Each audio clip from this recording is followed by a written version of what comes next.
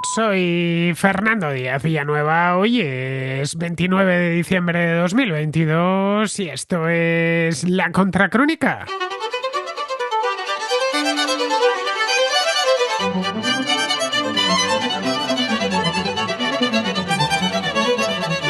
El Consejo Europeo decidió fijar a principios de este mes un tope al precio del petróleo para el crudo proveniente de Rusia. El tope es de $60 por barril, cuando el precio del barril Brent, el de referencia en Europa, se encuentra por encima de los $80 en estos momentos. El tope al precio del petróleo ruso trata de limitar las subidas bruscas de precios provocadas por las condiciones de mercado anormales que han imperado en el último año y espera reducir de forma drástica los ingresos que el gobierno ruso obtiene por la venta de petróleo. De este modo tendrá menos fondos para financiar la guerra en Ucrania. Con el tope, los países europeos pretenden también estabilizar los precios mundiales de la energía y al mismo tiempo atenuar las consecuencias negativas que el encarecimiento del crudo está teniendo sobre el mercado energético. El tope entró en vigor hace poco, el pasado 5 de diciembre, y tuvo efectos casi inmediatos. La salida de petróleo ruso por mar cayó a casi la mitad solo unos días después. Rusia se ha visto obligada a buscar clientes alternativos a quienes venderles crudo a precio de mercado, pero esos clientes lo quieren también con descuento. Hace unos días el Kremlin anunció que como respuesta el país reducirá su producción de crudo en unos 500-700 mil barriles diarios, una medida de presión para elevar los precios en el mercado internacional y encarecer la factura energética de Europa. Pero medio millón de barriles no es nada. Es de hecho una gota en el océano. En el mundo se extraen diariamente unos 90 millones de barriles, por lo que a otros productores les será relativamente sencillo compensar lo que Rusia deje de extraer. Para complicar más el asunto, Vladimir Putin firmó esta misma semana un decreto con el que se prohíbe la venta de crudo a los países que apliquen el tope europeo, al que también se han sumado Australia, Estados Unidos, Japón, Canadá y el Reino Unido. La prohibición para vender petróleo entrará en vigor el 1 de febrero de 2023 y se mantendrá hasta el 1 de junio del año próximo. Durante esos meses quedará prohibido el suministro de, y esto es textual, petróleo y otros productos petrolíferos rusos a personas y sociedades extranjeras que, directa o indirectamente, usen contratos de fijación de precios máximos. Esta medida no va a afectar de cualquier modo a Europa porque hace 3 semanas entró en vigor el embargo que os acabo de comentar, que ya estaba actuando como una prohibición indirecta. Los rusos no quieren vender la mercancía a $60 cuando pueden hacerlo en otras partes del mundo a $80. La excepción es Hungría, que podrá seguir adquiriendo crudo ruso por oleoducto. Pero el tope europeo no se limita al petróleo que entra en Europa procedente de Rusia. Va algo más allá. Incluye también a las navieras europeas que transportan petróleo ruso a terceros países y a las aseguradoras europeas que no pueden, de hecho, asegurar navíos que acarreen crudo ruso si este se ha negociado a un precio superior al fijado.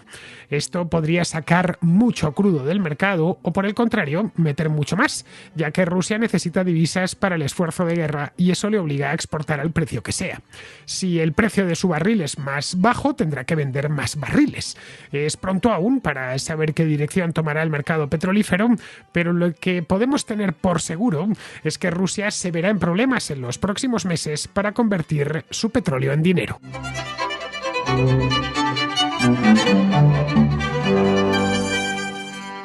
Hace casi 4 meses, a principios de septiembre, os comentaba aquí en la Contracrónica que estaban los países europeos debatiendo poner un tope al petróleo ruso.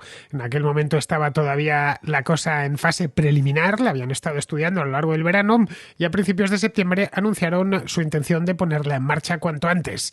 Bien, lo terminaron de negociar entre todos, pusieron algunas excepciones, como por ejemplo que los países de Centro Europa que no tienen acceso al mar, léase, caso de Hungría o caso de Eslovaquia o de la República Checa y que por lo tanto no pueden llegar barcos petroleros hasta allí, sí puedan proveerse de petróleo venido desde Rusia a través de oleoducto. En el caso de Hungría, pues existe un oleoducto desde tiempos de la Unión Soviética y a Hungría se le permitió. El resto, la idea original, la que parieron en verano, es en esencia la que se llevaron al final al papel.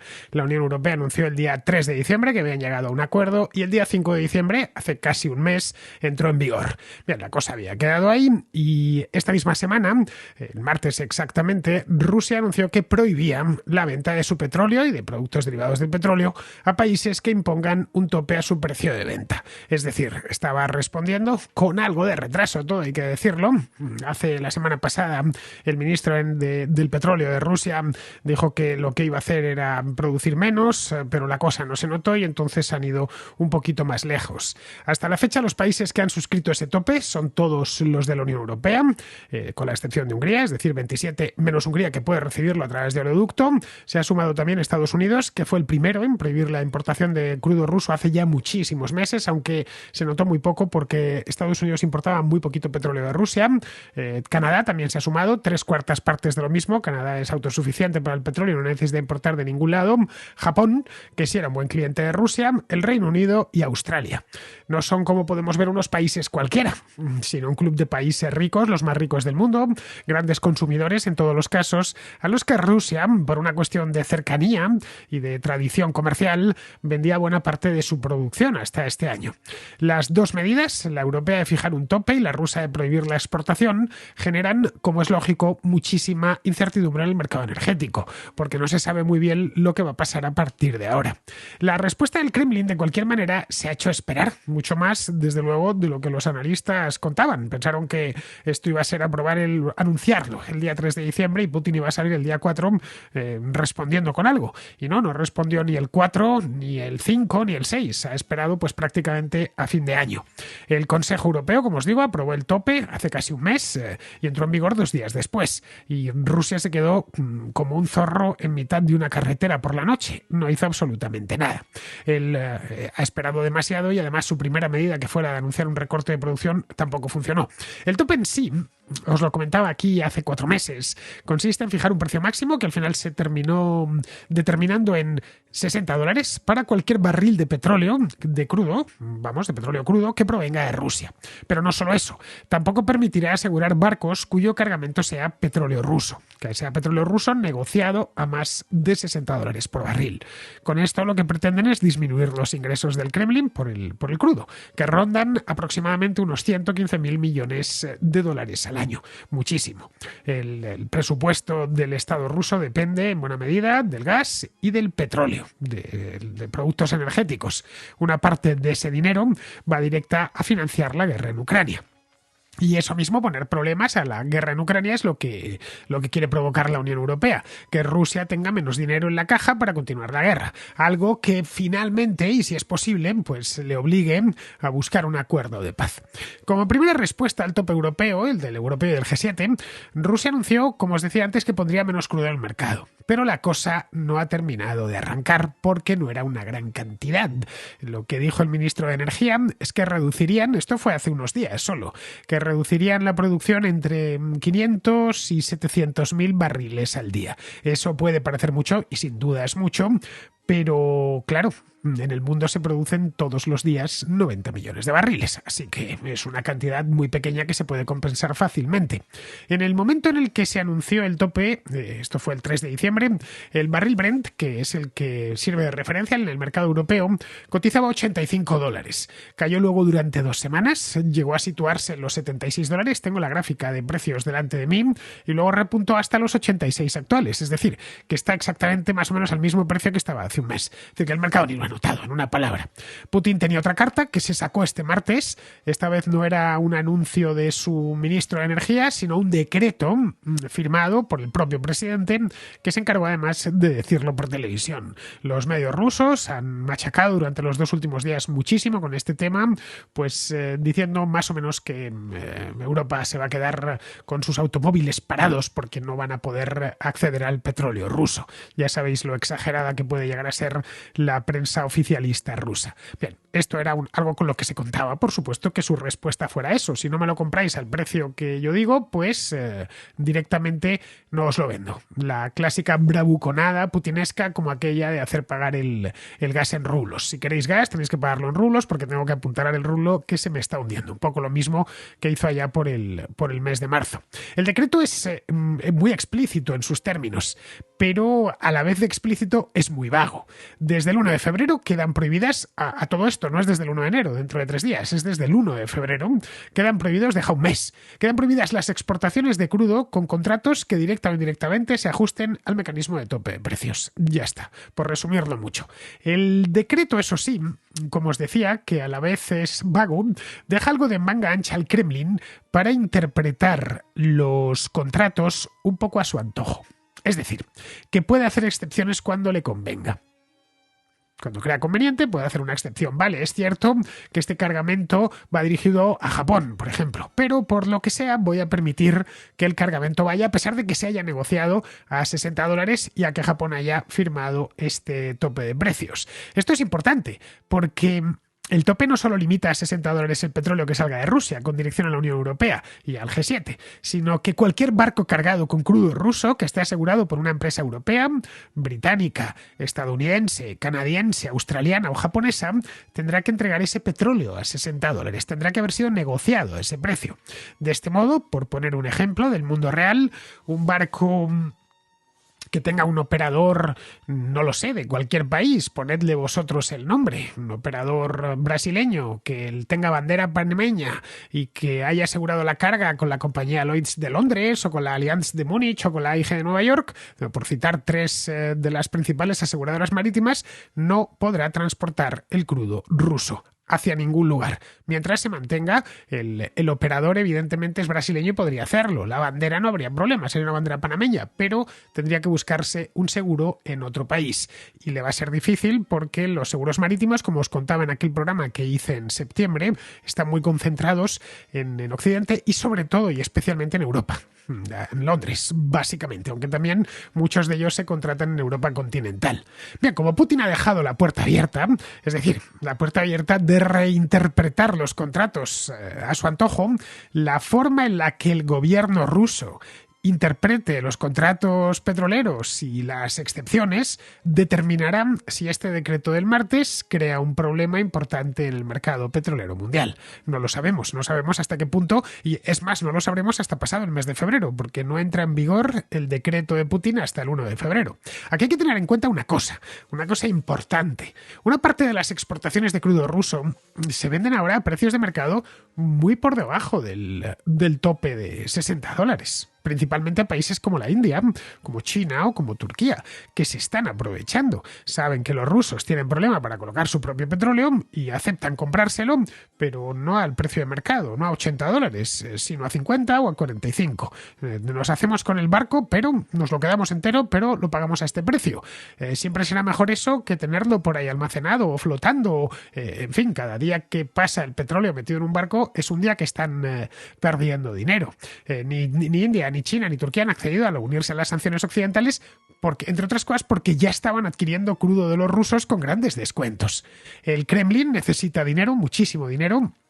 Está en este momento metido en una guerra, que es lo más caro que existe, y antes de tener el petróleo almacenado, o almacenado en tierra, o metido en un petrolero, pues prefiere darle salida al precio que sea. Y además hace así un favor, o considera que hace un favor a los que él piensa, o Putin piensa que son sus aliados, como puede ser la Turquía de Erdogan, la China de Xi Jinping o la India de Narendra Modi. Les hace, o piensa que les está haciendo un favor.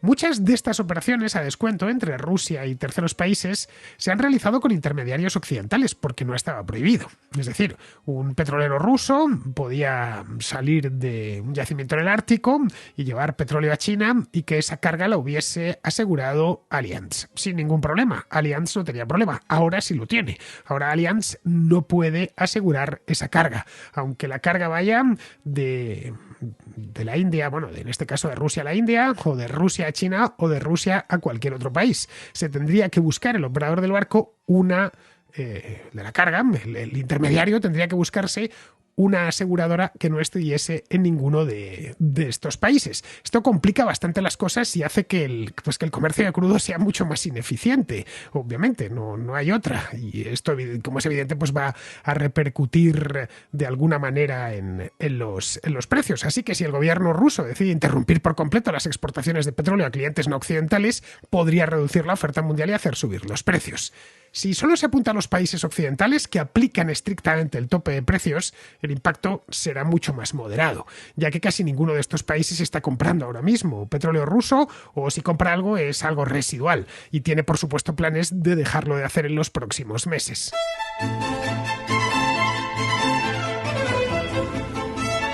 El decreto, en definitiva, es muy vago y brinda a Putin muchas opciones para mantener las exportaciones a países que cumplen con el tope. Esa es la verdad.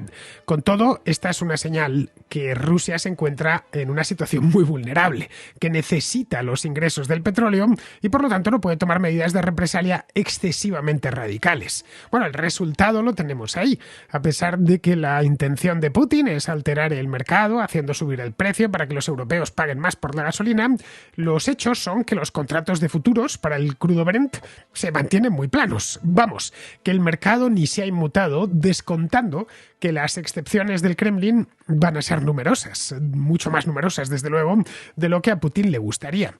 Rusia, en definitiva, se encuentra entre la espada y la pared. Puede, evidentemente, hacer todas las excepciones que quiera, por supuesto. Ellos son los que han creado el decreto, pero en este caso tendrá que vender a $60. Puede también disminuir las exportaciones, cosa que ya ha anunciado. En ese caso, el ingreso será de $0. Esto último, de hecho, está empezando a suceder. La producción rusa de crudo ha disminuido a lo largo de este mes. Ya tenemos, no es mucho tiempo, pero sí tenemos unas cuantas semanas que nos permiten hacernos una idea general. Durante el mes de diciembre, que está a punto de terminar, Rusia ha estado exportando unos 2,5 millones de barriles al día, de promedio, cuando hasta el mes pasado exportaba unos 3 millones de barriles diarios, es decir, aproximadamente un 20% menos. De esto ya había advertido el gobierno ruso hace unos días, a modo de amenaza.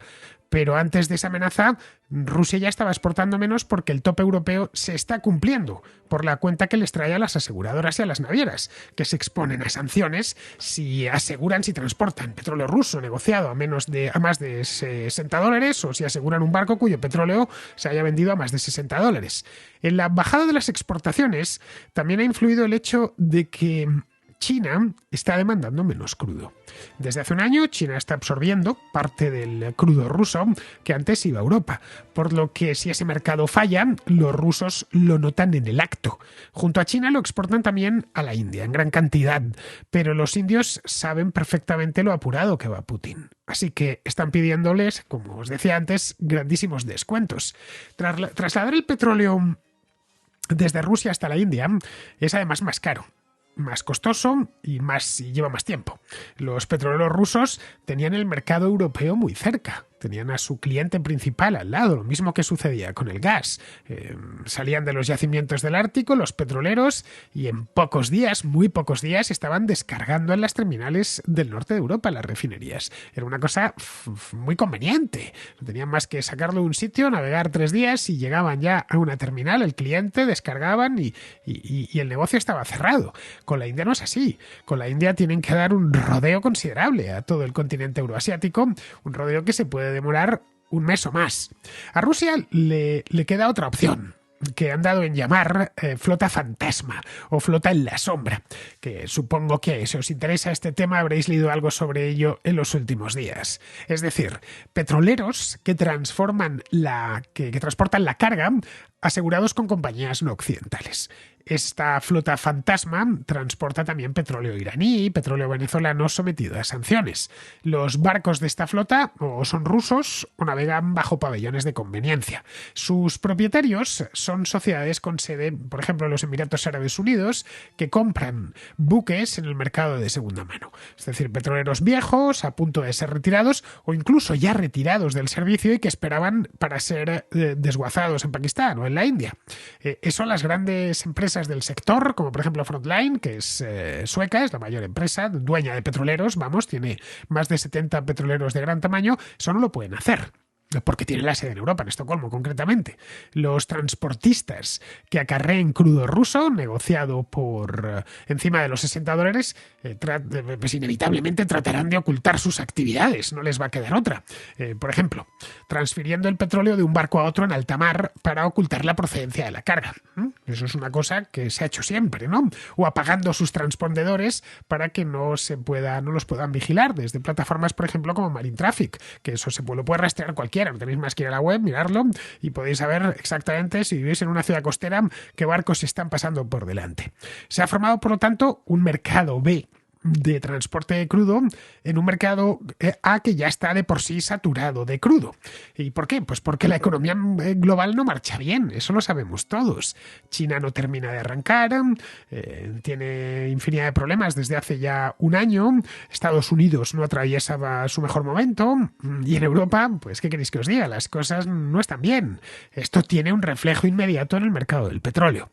El petróleo siempre ha sido un indicador muy directo de cómo marcha una economía. Si la economía crece, demanda mucho crudo. Necesita mucha energía para seguir creciendo y demanda muchísimo petróleo. Si se estanca, demanda poco. Si la actividad económica continúa a la baja, lo esperable es que el precio del barril se mantenga o incluso baje. Los ajustes que puede hacer el lado de la oferta son limitados. Aquí habría que fijarse más en el lado de la demanda. Ahora mismo, por ejemplo, el petróleo está en los mismos niveles que en enero de este año, cuando aún faltaba un mes y pico para la invasión de Ucrania. Os he dicho antes, en torno a los $85, el Brent estoy hablando. En marzo se disparó, se fue por encima de los $100, el rally alcista duró 3 meses hasta el mes de junio, creo que alcanzó el tope, fue en 117 a principios de junio, y luego empezó a descender. Y ahora se encuentra de nuevo en el entorno de los $80. Rusia extrae un petróleo muy rentable, porque no le cuesta demasiado extraerlo. El barril Urals, que es el de referencia en Rusia, se vende a unos $50. Es decir, que aun vendiéndolo a los 60 del tope siguen ganando dinero. Si el Urals sube, entonces sí que se verán en problema y tendrán que dejar de exportar para no incurrir en pérdidas. Y no sería extraño tampoco que subiese. A principios de año el Urals superó los $100.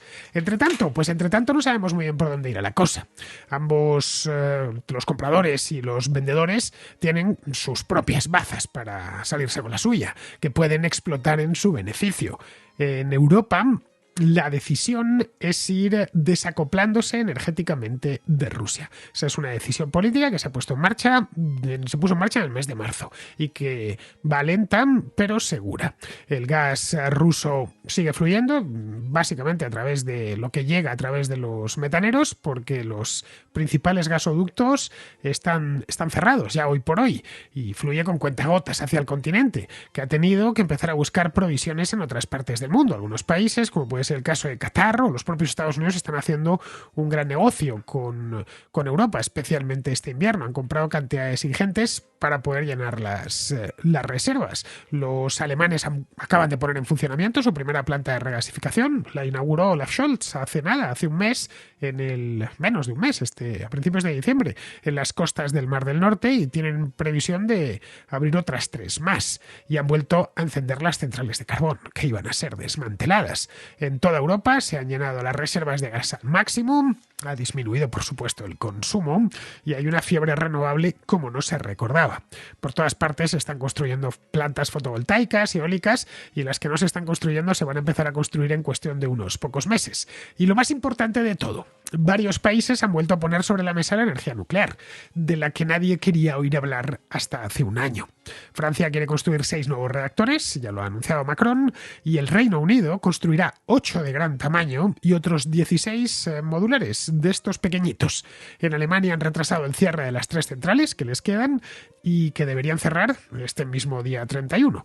Vamos, que se están tomando en Europa en serio el tema de la energía por primera vez en muchísimo tiempo. Por primera vez en 25 años, cuando los países europeos decidieron entregarse esposados de manos y pies a Rusia para que les sirviese de soporte mientras hacían su transición energética. Esto, de cualquier modo, se dejará sentir No va a ser inmediato, se dejará sentir a medio largo plazo. A corto plazo el mercado petrolero puede ir en ambas direcciones, en función de cómo reciba el mercado el tope de precios al crudo ruso. Rusia necesita dinero para imponerse en Ucrania y solo lo puede obtener vendiendo productos energéticos. Europa quiere que Rusia se retire de Ucrania y que el precio del crudo baje. En fin, el mercado dirá cuál de los dos se sale con la suya.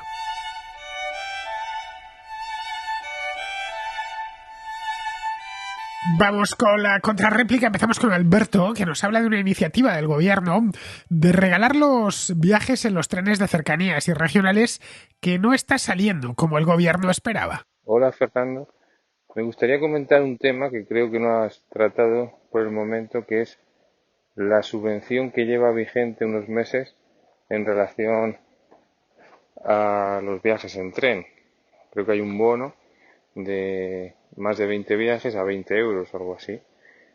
Esto ha provocado que el resto de usuarios no podamos coger un tren con normalidad.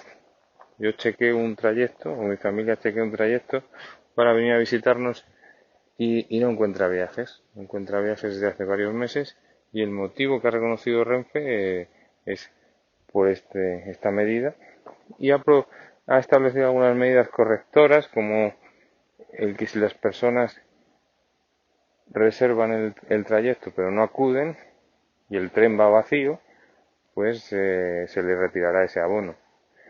Y yo comentando con gente, con amigos, dice que las personas que son incívicas y que esto en otros países como Alemania esto no ocurriría. Nadie hace el análisis de que al perder la referencia del precio pues se produce una escasez como cualquier producto. Entonces todo el mundo está a favor de que se subvencione, lo pagamos los demás, y encima no podemos ir en el tren. No sé cuáles son tus comentarios como usuario de tren, si has tenido estos problemas. Bueno, Alberto, ha pasado lo que tenía que pasar. En el momento en el que pones algo gratis, sobrevienen los abusos. En los cercanías no se ha notado tanto porque, claro, ahí no hay que reservar plaza, vas de pie. En septiembre yo saqué el abono para los cercanías de Madrid y lo he utilizado bastante. Normalmente yo suelo tomar el cercanías para moverme entre distintos puntos de Madrid porque es más rápido que el metro, especialmente si vas a puntos lejanos de la ciudad o de los alrededores. Suelo comprar todos los meses un título de 10 viajes que me permite moverme por la zona. Cuando fui a recogerlo en septiembre a la máquina vi que me dieron 3 meses gratis total. Eso evidentemente es una ventaja. A mí personalmente pues me ha ahorrado esto unos 30 euros, que era lo que costaban los 3 abonos de 10 viajes en la zona A. Pero en cercanías, como te digo, no hay que reservar plaza, a menudo de hecho tienes que ir de pie, así que no hay problema. En los regionales sí que hay que hacerlo, con el abono gratis, por lo menos. Si, por ejemplo, quiero ir de Madrid a Salamanca, puedo ir gratis con el abono del gobierno. Dejo mi señal, que creo que son 20 euros, y a partir de ahí tengo una tarifa plana a 0 euros para ir de aquí a Salamanca todas las veces que quiera hasta el 31 de diciembre. Lo único que me pide Renfe es reservar la plaza con antelación en la web, pero como el coste de la plaza es 0, puedo reservarla y luego no viajar. En la web aparece esa plaza como ocupada y ya no puede viajar otro que sí tenía la intención de viajar. Renfe, por supuesto, si no ocupo el asiento, no me penaliza. El resultado era previsible y es que estas rutas regionales muy transitadas, como puede ser la que va de Barcelona a Gerona, la de La Coruña a Vigo, la de Sevilla a Cádiz o la de Madrid a Valladolid, pues van medio vacías, pero curiosamente en la web de Renfe aparecen estos asientos como ocupados. Mira, en Alemania hicieron este verano algo parecido, que yo aproveché ayer en el mes de agosto, y era que pagabas 9 euros y podías tomar trenes regionales en todo el país. Esos 9 euros te permitían tomar todos los trenes que quisieses durante todo el mes. Pero claro, duraba solo un mes y tenías que pagar algo. Y habían fijado un precio, ¿no? Aunque fuese pequeño. El viajero ya le daba algo de valor al billete. En el caso del sistema español no se da valor ninguno porque es completamente gratis. Ya veremos qué estadísticas de uso del tren nos da Renfe el año próximo. Seguramente se ha incrementado el uso del tren. A mí me parece muy bien que la gente viaje en tren y de hecho invito a todo el mundo a que lo haga. Pero evidentemente no a 0 euros. El tren tiene unos costes y los debe pagar el usuario del servicio, no el contribuyente. Bien, seguimos con Miguel, que está en Inglaterra y que nos habla de la huelga de enfermeras del NHS de la que hablábamos esta misma semana. Miguel habla de esto con conocimiento de causa porque es enfermero del NHS. Buenas, Fernando. Para empezar me gustaría darte una enhorabuena por el programa. Llevo como alrededor de 8 meses siguiéndote. Un compañero amigo mío me comentó, mandó un par de vídeos tuyos y desde entonces no he podido dejar de verte y escucharte. Fantástico, me gusta todo lo que haces y creo que me viene bien escucharte. Así que te doy las gracias por tu labor. Quería comentar, llevo tiempo pensando en mandar algún audio, pero nunca me animo, porque a lo mejor, no sé, son un tema un poco banales los que yo puedo tratar y tal, y entonces al final nunca lo hago. Pero bueno, este va a ser el primero. El otro día hubo un contraescucha, no me acuerdo de su nombre, pero sé que estaba en Gales. Entonces habló de la huelga de enfermeros aquí en Inglaterra, y casualmente yo vivo en Inglaterra, llevo 11 años aquí. Me mudé aquí en 2011, tenía yo 24 años entonces, y desde entonces pues ha llovido mucho, ¿no? Una de las cosas que he conseguido aquí en Inglaterra es que, yo me he hecho enfermero aquí en Inglaterra, empecé a auxiliar hace 7 años en el hospital de Cambridge, donde yo vivo, y bueno, es un hospital universitario grandísimo, imagínate, se llama Addenbrooks, y bueno, tiene 1000 camas y es una ciudad realmente. Eso es un poco complicado explicarlo porque es demasiado tiene muchísimos departamentos. Bueno, yo he estado 5 años trabajando en UCI, me he chupado todo el COVID, lógicamente, si echas cuentas, pues he estado desafortunadamente en el COVID y fue un momento muy duro. Pues para mí como para todos los enfermeros del mundo, diría yo, pero bueno, en este caso voy a contarte mi historia. Entonces, bueno, he estado 5 años en UCI y hace poco he conseguido un ascenso y me he hecho especialista. Soy especialista en acceso vascular y pongo líneas centrales en pacientes. Entonces me gustaría pues comentar una serie de cosas. Yo ahora soy una banda 6, como el otro día comentaste tú, precisamente que aquí en Inglaterra hay bandas diferentes o que el tema de la sanidad está organizado en bandas, entonces, bueno, dependiendo de la banda que sea, pues tiene un salario u otro. No es exactamente, creo que no es exactamente como lo explicaste tú, pero muy cerca estuviste. Con respecto a que aquí los salarios, bueno, tienen como es una banda, pues imagínate, es como un rango. Tiene un mínimo y un máximo dentro de una banda. Entonces, dependiendo de la experiencia que tengas, te dan un salario u otro. Y conforme más tiempo pases en esa banda, pues vas ganando más hasta que llegas arriba del todo. Que entonces tienes dos opciones. O pasas de banda hacia arriba, ascendiendo de una manera, haciendo tu entrevista y demás. O te quedas en el máximo y siempre vas a ganar eso máximo. Aparte del el salario, digamos, lo que estipula el gobierno como subida anual, ¿no?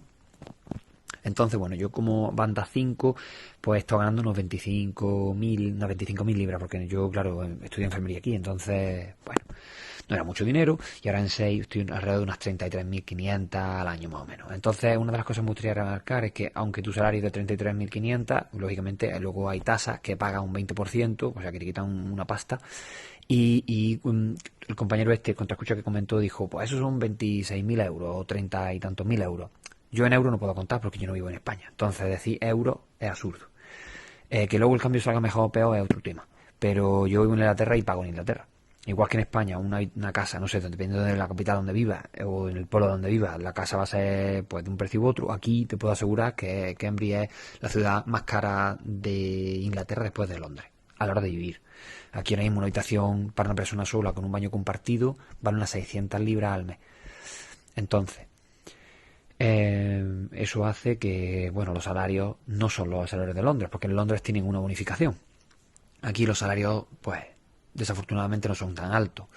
Lo que significa que yo ganando unas 33.500 libras al año, en realidad se me quedan unas 2.000 libras al mes, que después de mi hipoteca y una serie de gastos, como todos tenemos, coche, moto y demás. En el caso yo tengo moto porque me cuesta dinero aparcar en el hospital, por eso voy en moto, que no me cuesta.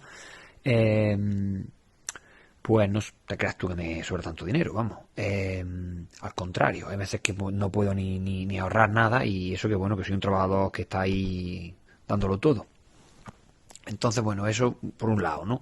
Que Inglaterra es un país bastante más caro y entonces pues los salarios muchas veces, aunque parezca mucho dinero, no lo son tanto. Una cosa que me gustaría remarcar, porque si no se me va a hacer el audio eterno, yo ya veis cómo hablo de rápido y soy capaz de estar aquí 5 horas, el tema de la huelga. La huelga sí es verdad que se centra en el salario, porque queremos que nos suban el salario más de lo que nos han subido. El año pasado nos subieron el salario un 3%. Si la inflación el pasado era de un 7 o un 6% aquí en Inglaterra, y nos subieron un 3%, y aún así no hicimos nada, imagínate el cabrón que tenemos este año cuando no nos han subido prácticamente nada. No sé ni el número del que estuvieron hablando. Sí, es verdad que se habla de un 14% ahora, porque la inflación está al 10, casi al 10 aquí, pero teniendo en cuenta que hemos sido los únicos que hemos estado trabajando durante el COVID, que todo el mundo está en furlough, no todo el mundo, pero muchísima gente está en furlough, no han estado trabajando ni han estado haciendo nada porque no podían salir de su casa, están los negocios cerrados, que yo entiendo que eso era una medida que había que tomar. Pero nosotros hemos estado yendo al trabajo, hemos estado dando todo en la primera línea, y eso a nosotros no nos ha beneficiado en ningún momento. No han dicho, hostia, vamos a darle una paga extra, vamos a hacer un regalito, nada, en absoluto. Entonces, lo único que decimos es pues que nuestro salario debería ser proporcional a los salarios que hay aquí en Inglaterra, porque tú te vas al sector privado y en el sector privado los salarios son el triple. Y hablo del sector privado, por ejemplo, la ingeniería, hablo del sector privado, por ejemplo, cualquier administración, cualquier finanza gana más que un enfermero. Que yo no digo que haya que estudiar muchísimo para ser un ingeniero, hay que hacer muchas matemáticas y hay que darle mucho al coco. Pero coño, es que muchas veces, perdón por la expresión, pero es que muchas veces se desprecia lo que nosotros hacemos con los enfermeros, que la enfermería es muy, muy, muy dura y que hay que estar todos los días ahí 24/7 con el paciente. Y eso muchas veces se desprecia. Y en el COVID hemos hecho mucho, hay mucha gente que se ha ido. Para mañana hacen falta en Inglaterra 47.000 enfermeros. Imagínate lo importante es que se nos dé una respuesta salarial o que pase algo que el gobierno no soporte. ¿Por qué? Porque si no, ¿quién va a estudiar enfermería aquí? Si el problema es ese. Después del Brexit, casi todos los europeos se han vuelto. Ahora que en Edinburgh hacen falta casi 1.000 personas. Hay 12.000 trabajadores. No estoy hablando solo de enfermería, pero hay ahora mismo puestos de todas las categorías. Si no reforzamos los servicios públicos, es imposible que esos salarios, que esas vacantes se llenen. Y no solamente porque queremos ganar más dinero, que yo creo que no lo hemos ganado, o que no merecemos, sino que además tenemos que hacer que la enfermería sea una carrera que la gente quiera estudiar. Porque yo he estudiado aquí y es muy complicado sacársela. No solamente porque, es verdad, no he dado matemáticas, he dado pocas matemáticas, lo que es la medicación, pero no solamente eso, hay muchísimas cosas que hay que hacer y las prácticas son durísimas. Tienes que hacer más de 30 horas a la semana de práctica o 35 horas a la semana de práctica, más un día en semana en la universidad, más todos los exámenes, más la essay, que no es fácil, que no es una carrera que diga me la saco con el pie, no. Que sí, que yo sé que estudiar, que la universidad es una cosa dura, pero que la enfermería es complicada. Y nadie quiere estudiarla. No quiere estudiarla porque saben que cuando terminas, al final terminas enfangado. Entonces, no solamente es por el salario. Ahora mismo vale 9.000 libras al año, más o menos, dependiendo de la universidad, cada curso de carrera. ¿Cómo vas a pagarte eso? Vas a estar viviendo fuera de tu casa en una ciudad como Cambridge y encima cuando termines sabes que vas a tener un salario miserable comparado con otro. Pues ¿quién va a querer estudiarlo? Nadie. Con respecto a la huelga, los hospitales no se han cerrado. Edinburgh ha ayudado a la huelga, o no sé cómo, no me acuerdo la palabra española, pero es básicamente que ha apoyado la huelga porque tenemos Royal College of Nursing y aún así ha estado abierto casi al 80%. Yo no trabajé ni el martes pasado ni el jueves anterior porque yo trabajo en una clínica y los pacientes vienen de sus casas a que yo les ponga las líneas, pero el resto del hospital está funcionando. Entonces también es un poco no enterarse bien de lo que está pasando, porque realmente no ha habido falta, ni los enfermos han estado sufriendo, como se dice, que parece que encima no tenemos derecho a luchar por nuestros derechos como trabajadores. Y yo qué sé, qué decirte. Por ejemplo, mi pareja, mi mujer trabaja en marketing. El año pasado tuvo un bonus de un 12%. Pues yo no tengo bonus de ningún tipo. Entonces yo no estoy diciendo que te haga ganar más o menos que nadie, estoy diciendo que habría que mirar a ver proporcionalmente si los salarios que hay ahora mismo en enfermería, en la seguridad social de aquí, de UK, son o no son competitivos con el mercado que hay, simplemente. Y poco más. Pues ya te digo, puedo enrollarme aquí hasta mañana, pero bueno, quería aportar este granito de arena. Por supuesto, si alguien piensa lo contrario de lo que yo digo o lo que sea, voy a estar escuchándolo y puedo responder y estoy encantado. Me encantaría que hubiera una discusión sobre esto. Y poco más. Fernando, muchas gracias. A todos, hasta luego. Muy interesante lo que nos cuentas, Miguel. Cambridge es una ciudad que conozco bien y sé lo cara que es. Vivir allí con menos de 35 o 40 mil libras al año a mí se me hace difícil por los precios que yo he visto. Vamos, que me parece perfectamente justificado que exijáis un aumento de salario. Si para ello tenéis que recurrir a la huelga, pues nada, convocad la huelga, que es lo que habéis hecho. Más aún teniendo en cuenta la demanda de enfermeros que hay en Inglaterra.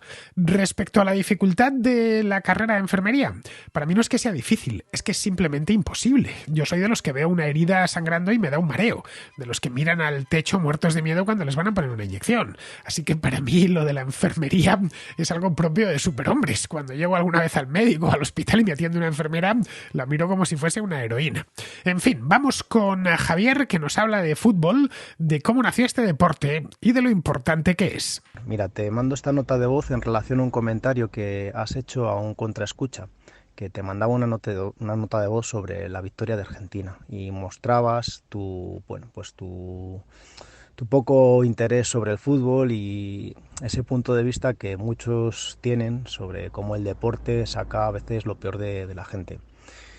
Estando de acuerdo contigo, porque creo que es así, creo que no es algo propio del fútbol o del deporte en general, sino que creo que es algo que es intrínseco del ser humano. Ha habido violencia siempre en cualquier cultura, independientemente de si fuera a través del fútbol, del deporte como catalizador o a través de otra actividad. Quiero proponerte un tema para una contrahistoria, quizás, no sé, aunque creo que no te interesa mucho, pero yo creo que sí que es bastante interesante, que es la historia del deporte. A mediados del siglo XIX, en Inglaterra, en el Reino Unido, se empezaron a practicar distintas actividades físicas que se fueron reglando.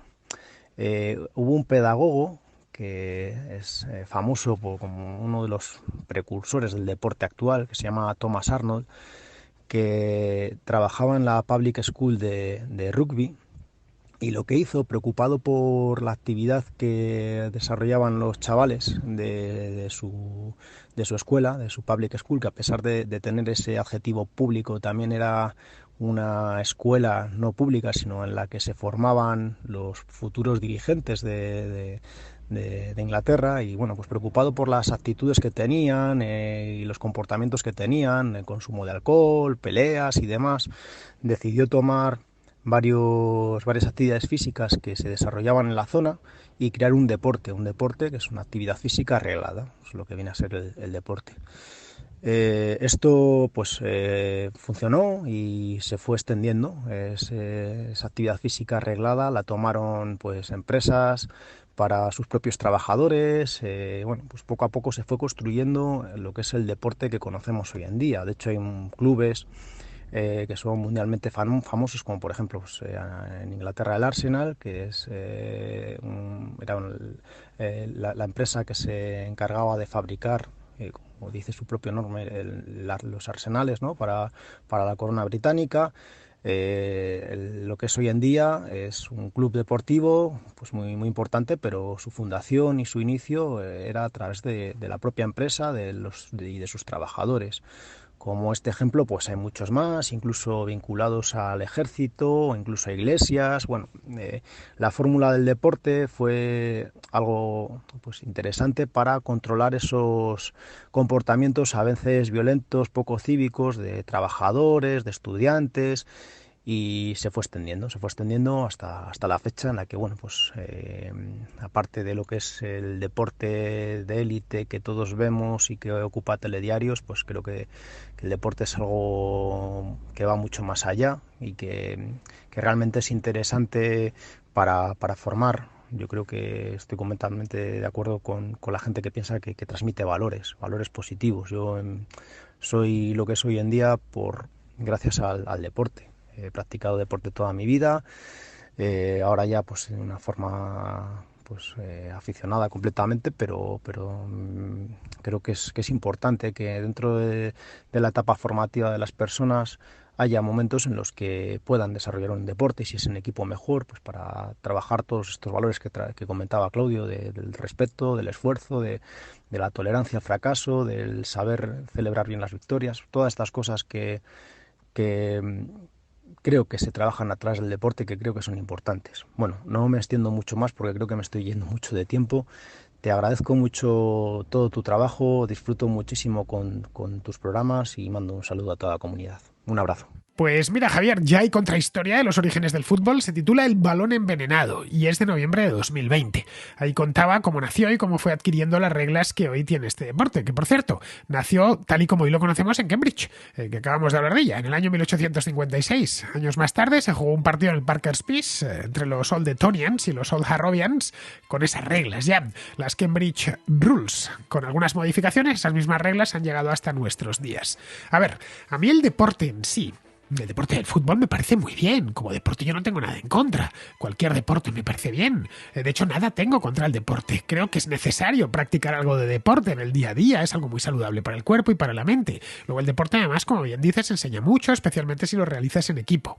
Lo que no me gusta del fútbol es todo lo que mueve, la tontería que mueve. Es eso que se conoce como la pasión del fútbol, que lo único que trae es, y a la vista está, si es que estoy yéndome de nuevo a los hechos, odios, enfrentamientos, corrupción, problemas, disturbios, lo que mueve ese mundillo del fútbol. El deporte en sí no tiene la culpa de nada, al contrario, es un deporte que a quien le guste pues es hasta incluso divertido. Sospecho que es mucho más divertido jugarlo que verlo. Yo, si me das a elegir entre ver un partido de fútbol y jugarlo, prefiero jugarlo, por supuesto, siempre participando del mismo deporte, pero lo mismo me vale para el baloncesto, para cualquier otro deporte. Pero bueno, que entiendo que haya gente que le guste verlo y está muy bien. Si el deporte como tal, como hecho mismo, está muy bien, pero todo lo que mueve en concreto este deporte, si es que apesta por todos los lados, lo del fútbol. Este año, a raíz del Mundial de Qatar, se ha hablado mucho de toda la corrupción de la FIFA. Estuve viendo la serie que hicieron en Netflix y bueno, que tenía que estar poniéndome la mano en la nariz con todos los personajuchos que iban apareciendo por ahí. Pero bueno, podríamos pensar en cualquier cosa en la que haya organización, que haya seres humanos, va a haber corrupción. La FIFA no es una excepción. Más luego, todo lo que hay a resultas del fútbol.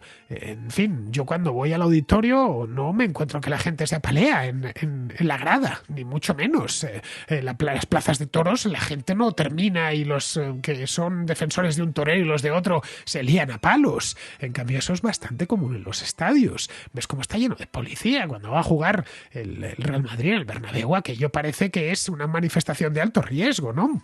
Cuando vienen equipos de ciertos lugares de Europa, como los de Inglaterra a Madrid, a jugar algún partido de la Champions, bueno, que tienen que ir por detrás con furgones de la policía y a partir de cierta hora los tienen que llevar porque son un peligro público. Bien, todo eso que rodea el fútbol, que podríamos pensar no tiene nada que ver con el fútbol. No, tiene que ver con el nacionalismo, con el odio, con, en fin, las insatisfacciones y las frustraciones propias de gente que vuelca toda esa basura que lleva dentro, la vuelca en el fútbol, o busca, se justifica a través del fútbol. Pero el fútbol en sí, en serio, te lo digo, Javier, no tiene ninguna culpa, al contrario. Si me gustase, yo sería un gran aficionado y probablemente, todavía tengo edad para echarme algún partidillo, pues eso, me lo echaría. Muy bien, pues vamos ahora con Pizarro, que nos habla de China y el fin de la política de cero COVID. En China, las ineptitudes de la tiranía suponen siempre muertos incontables que no se cuentan, y chivos expiatorios preferiblemente extranjeros, aunque los gorriones patrios también valen. Las negligencias del mandamás con la COVID retrasarán sus planes de doblegar al mundo, lo que parece poca compensación por lo que han supuesto para sus siervos y para la humanidad. En China la gente protesta, pero el único que ignora totalmente la voluntad del líder es un ser microscópico descerebrado, pero absolutamente tenaz. Un cordial saludo de Pizarro. Y hasta aquí, queridos amigos, llega la contra de hoy, 29 de diciembre. Mañana será 30 y no habrá contracrónica porque mañana será viernes. Y los viernes hay contrahistoria. Allí nos escuchamos. Hasta mañana, amigos.